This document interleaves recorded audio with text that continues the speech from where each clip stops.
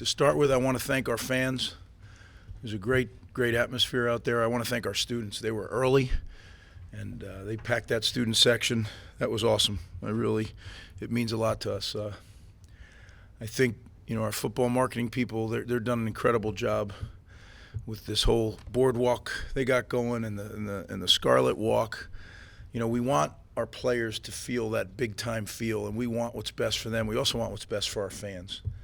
And our fans have asked for different things, and I think our administration is answering those calls. And obviously the number one thing they want is wins. I get that. But along the way, you can make the game day experience so special for them and their families.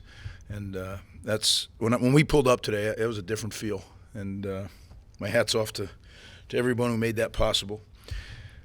Today, the players, I think it was a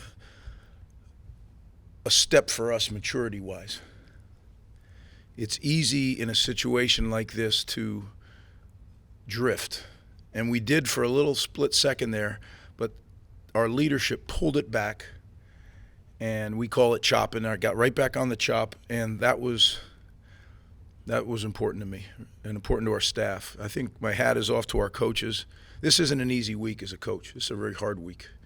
And the guys really the coaches did a great job of holding their guys accountable. Our players did a good job of stepping up. So I thought there was a lot of good things, and I'll try to answer any questions you got. You had a chance to get a longer look at Evan and Gavin out there today. What are your thoughts on each of their play? I think they both did some really good things. And I think there's some things that we really got to get better fast because, time is our enemy right now. And this week, I think now we have 2 tapes to teach from, 2 game tapes. And we'll do a lot of things with cut-ups and putting those games together and showing them now, okay, here you do. Like Gavin's interception is not very unlike the one he threw the week before, late and over the middle, right? Late.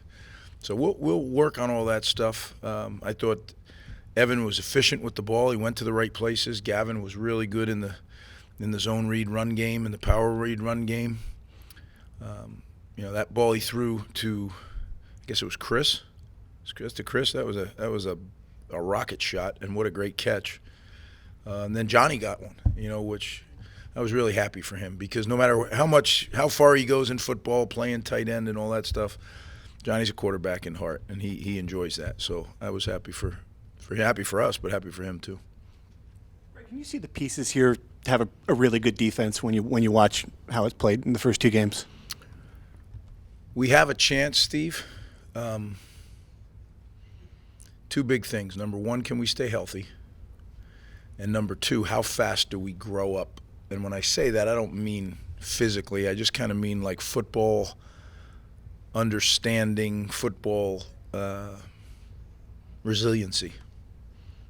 Playing defense is a losing proposition to start with, right? I mean, they get yard 1, you haven't done your job. But today, I thought, again, the focus, we had one little slip where we lost our focus. It's so hard when you play defense. It's all about your eyes.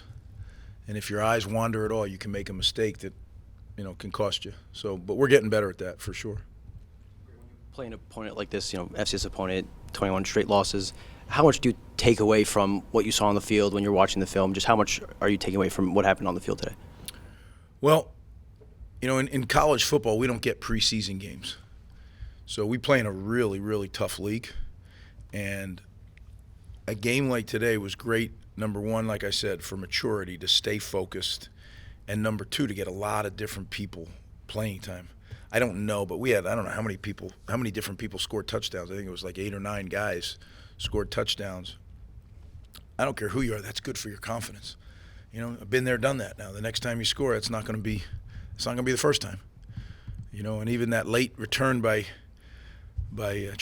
Rochelle, I mean, I thought he was going to, not would have got called back anyway because of the penalty, but I thought he was going to get it in the end zone. Like we got some really young, talented players that we just have to kind of bring along. So these games, I think, are good for that. You tie Frank Burns for most all-time in program history. What does that mean to you on a personal note? Well, I've said it earlier this week. Coach Burns, is truly one of the distinguished gentlemen in our profession.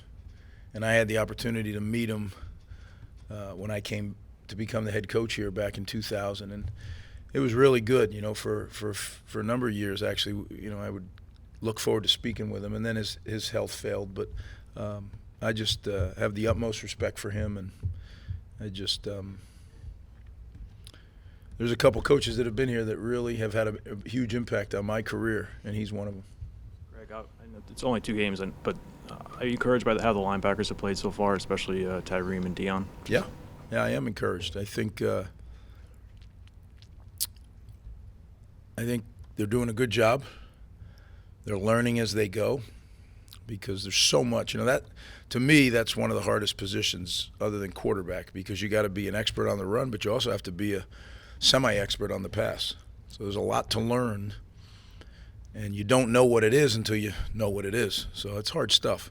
We're getting better. We got to develop more depth. Again, we're fighting for Singleton still, and I hope that works out, because that would be a huge help, and it would be a huge help to him. And again, I just believe that's right. So we'll just keep developing everybody we can and see where it leaves us.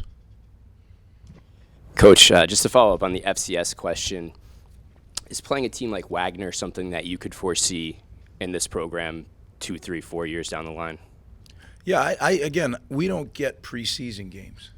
So I think it makes sense to have these games. Number one, they're more affordable. I don't know if you've seen what the guarantees are for group of 5 schools. They're insane, right? So their FCSs are more affordable, which to me is just being responsible, and we can get a lot out of it. I think there's absolutely nothing wrong with it. I think it's good for them. They get a great opportunity to get a nice paycheck and to play in a big-time atmosphere like that. I mean, those kids, that had to be great for them, right?